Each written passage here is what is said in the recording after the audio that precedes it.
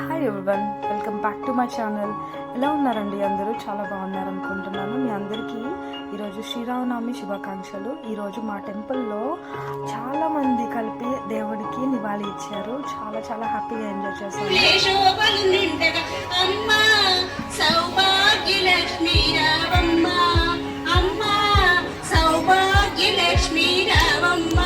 జనకరాజుని ముద్దులకు మరితర